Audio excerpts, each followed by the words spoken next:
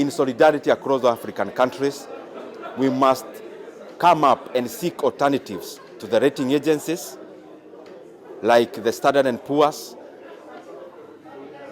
and the Moody's, who continue to just sit in offices somewhere in Washington, grade African countries, and then bring huge ramifications across the economic spectrum of our nations. Some of the borrowing that we do as a country, not just Kenya, but across all emerging markets, all emerging economies, our composition of debt is usually 50% domestic and 50% which is foreign.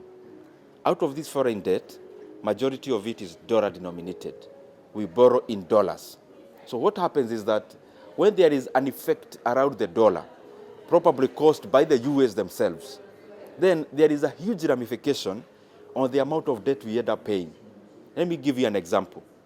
If we have 4 trillion shillings in terms of external debt, and it's all dollar denominated, a variation of 10% of our currency adds into our sovereign debt 400 billion shillings without borrowing a single shilling.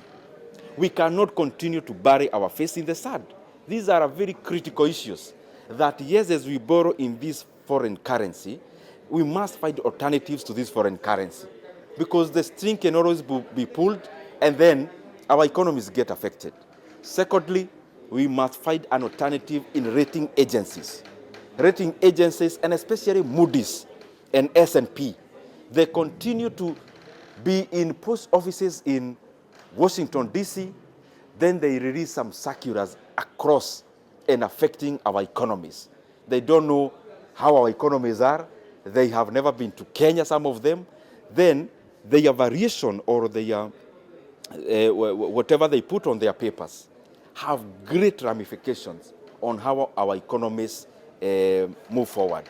So we are looking for alternatives of other credible agencies, of other non-partisan agencies who can be able to grade us, who can be able to give ratings of our financial stability or lack of it, because it is good to have objective agencies rating African and emerging economies. It's important to have credible information, and budget officers who are there for that, to provide this credible analysis information which allows the government, the parliament, to make decisions that enable our development. It's very important that we leapfrog towards development. As the chair of the committee is saying now, that there's a lot that we need to do to provide that capacity. So we're very excited about that, and definitely the event is going to live up to its promise in that regard. We also want to leverage on that, take advantage of the information we have among the economies of our countries, and publish that information for the public too, and anybody else, any investor, to have at least another viewpoint, other than just, relying on the S&P, the Moody's of this world in terms of bringing those variables on board. We understand the economy, we understand our own structure of the economy very well, we understand the domestic market, we understand how exposed we are in terms of the international foreign markets and so on. So I think it's high time as PBOs we find a way of churning out alternative information. And I think that's the purpose of this conference in here. We're going to discuss on information sharing, data analytics, and how to share that kind of data across and publish.